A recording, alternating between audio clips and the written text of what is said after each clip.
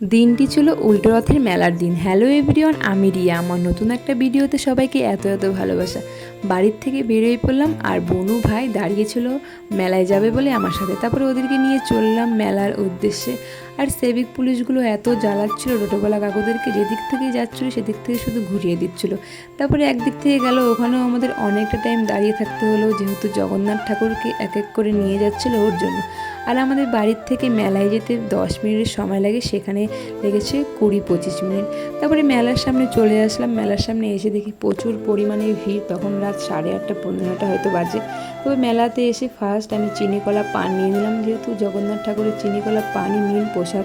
নেওয়ার পরে আমার এই বোনটাকে এক পুরোহিত মশাই ধরেছিল, ওকে জোর জবরদস্তি টিকা পরিয়ে দিয়েছে। ও পড়বে না, ওকে পরিয়ে দিয়েছে। তারপরে জগন্নাথ ঠাকুরকে চিনিকলা পান দিয়ে দিলাম। আর রথের মেলাতে কাদা থাকবে না তা তো কখনো হয় না। তারপর সবাই মিলে ফুচকা পাপড়ি খেয়ে দিলাম। আর গদভাই বলছিল দিদি আমাকে একটা ফোন কিনে দেয়। আমি বললাম চল, কোনটা নিবি নি, অরিজিনাল ফোন তো কিনে দিতে পারবো না, তাই নকলি ফোনই নে। তারপর কিছুটা এখানে লটকা নিয়ে দিলাম। লটকাগুলো বেশ মিষ্টি ছিল। আর এখানে শ্রাবন্তী বুনুর সাথে দেখা হয়ে গেছে। ও তো আমার সাথে কথাই বলবে না, অনেক রাগ করে আছে, কারণ আগের দিন ওদের বাড়িতে যাওয়ার কথা ছিল, যাইনি। তারপরে রাগ ভাঙানোর পরে বললাম চল কিছু কেনাকাটা করে নিই। পরে কিছু কেনাকাটা করে আমি সোজা চলে যাব বড় পিসির বাড়িতে। ওখানে রাত্রেবেলা ইনভাইট আছে। আর পিসির বাড়িতে এসে এখানে আমার শ্রাবন্তী বুনু আমাকে রান্না করে খাওয়াচ্ছে, রান্নাবাটি কিনে নিয়ে আসছে। আর আজকের ভিডিওটা আমি এখানেই শেষ করলাম। জয় জগন্নাথ। ভালো লাগলে অবশ্যই লাইক কমেন্ট শেয়ার।